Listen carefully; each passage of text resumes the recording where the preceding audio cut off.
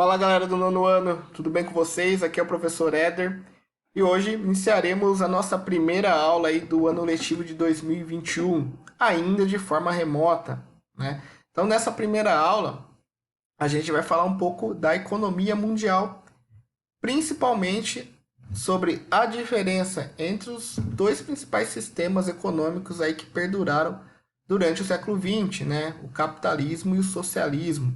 Durante o século XX, porque eu estou falando de um contexto de Guerra Fria, de disputa entre Estados Unidos e União Soviética, né? Que eu cheguei a falar com vocês o ano passado sobre. Então hoje a gente vai ter uma aula sobre esses dois sistemas, quais são as suas principais características, as suas principais diferenças, né? E responderemos duas questões aí, tá certo, nono ano?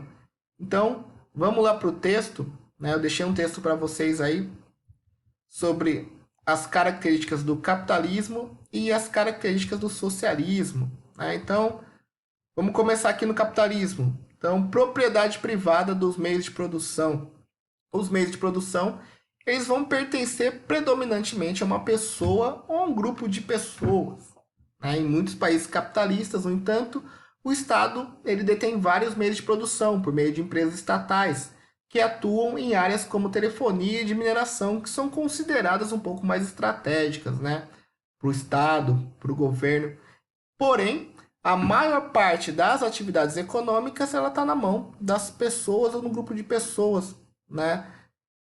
Então a propriedade ela vai ser privada, ela vai estar na mão desses empresários aí que vão deter esses meios de produção e essas atividades econômicas do país. Economia de mercado, então, vai ser caracterizada pela atuação das empresas que decidem como e quando e onde produzir, estabelecendo o preço e as condições de circulação de mercadorias de acordo com a lei da oferta e da procura.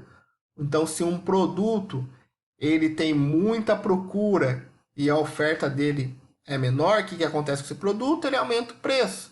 Se for o contrário, está sendo produzido muito determinado produto, determinado bem, e a procura não é tão grande, o preço dele diminui. Então, essa é a característica basilar da economia de mercado. Lei da oferta e da procura foi isso que eu acabei de falar para vocês aí dessa questão entre a quantidade de oferta, ou seja, a quantidade de produção e a procura desse bem que está sendo produzido.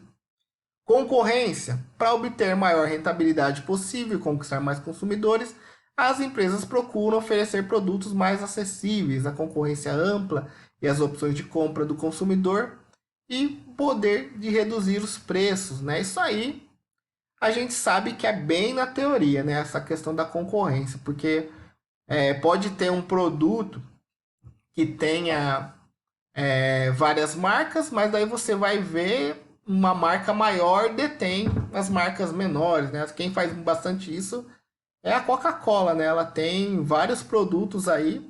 Então você vai no supermercado, você vê vários tipos de refrigerante, de suco. Você acha que você está tendo uma oferta grande, né? Que está tendo concorrência, mas não. Quando você vê, são produtos da mesma empresa, ok? Questão do trabalho assalariado. Por sua atividade, o trabalhador recebe um salário, que por sua vez também é influenciado pela lei da oferta e da procura. Se o número de empregos disponíveis é maior que o de trabalhadores, o valor do salário aumenta. Ao contrário, em situação de desemprego, alto o valor diminui. Então, isso é também bem óbvio, né? Se numa questão de desemprego muita gente estiver disputando uma vaga, o contratante ele se guarda no direito, né? Direito bem entre aspas, tá, galera? Ele se guarda no direito de pagar menos esse trabalhador, ok? Então, o trabalho assalariado, ou seja, os trabalhadores que vendem a sua força de trabalho em troca de um salário, eles também vão estar inseridos nessa lei da oferta e da procura, ok? Então, esses são os principais tópicos do capitalismo. E do socialismo, trouxe 3 tópicos aí, que são estatização, ou seja, as terras e os meios de produção devem pertencer ao Estado, que também define os salários dos trabalhadores. Então, as empresas, tanto dos bens duráveis, dos bens não duráveis, as empresas estratégicas, todas pertencem ao Estado. Consequentemente, o Estado vai definir preço, vai definir salário e vai definir as regras de como essas empresas vão atuar no território dos países socialistas.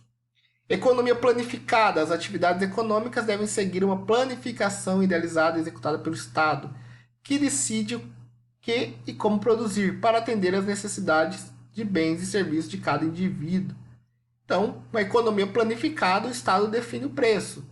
Se o produtor de batata está lá com a sua área de plantação, o Estado vai falar, ó, você vai vender essa batata, sei lá, R$5, R$4 o quilo. Ele não pode aumentar esse preço. Então, essa é uma economia planificada para garantir o acesso ao produto. Esse é o lado bom. Só que tem o lado ruim também.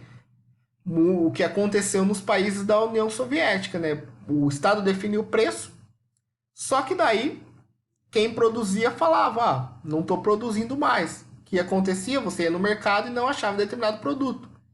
Só que esse produto ele estava escondido. Então o produtor fazia o quê? Ele vendia no preço que ele queria no chamado mercado negro. Então você ia no mercado comprar 1 litro de leite e não achava, com um preço a R$1, por exemplo.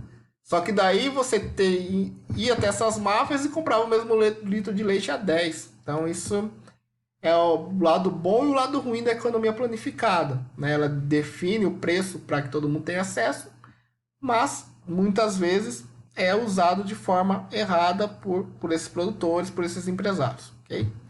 E a questão do pleno emprego. Para executar suas várias funções e diminuir as desigualdades sociais, o Estado garante emprego a todos. Né? Então, essa também é uma característica que não está regulada na questão da lei da oferta e da procura, né? Dentro do socialismo. Então, esses são os principais tópicos aí da economia mundial, do capitalismo e socialismo. É óbvio que isso é um pequeno resumo sobre o tema, que ele é muito mais amplo. Porém, para uma primeira aula, é interessante a gente entender essas principais características dos dois sistemas. A partir disso, no ano, vocês vão responder as duas questões. Questão 1. No que diferencia a economia nos dois sistemas, capitalismo e socialismo? Vocês vão explicar como que é a economia no capitalismo e como é a economia no socialismo. Questão 2 tem uma afirmação aí, ó. Sempre compro carne no supermercado, pois acho que o preço é mais barato que no açougue e a qualidade é a mesma. Okay? Este meu tipo de comportamento como consumidor é demonstrado por qual característica do capitalismo? Okay? Ele tem a ver com a lei da oferta e da procura, com a concorrência, com a economia de mercado, né? Então vocês vão responder qual característica se encaixa mais com essa frase aí. Certo, nono ano? Qualquer dúvida, entre em contato nos grupos de WhatsApp. O vídeo vai ficar disponível aí para vocês verem e reverem quantas vezes quiserem. E ficamos por aqui. Voltamos na próxima semana com a atividade 2. Falou!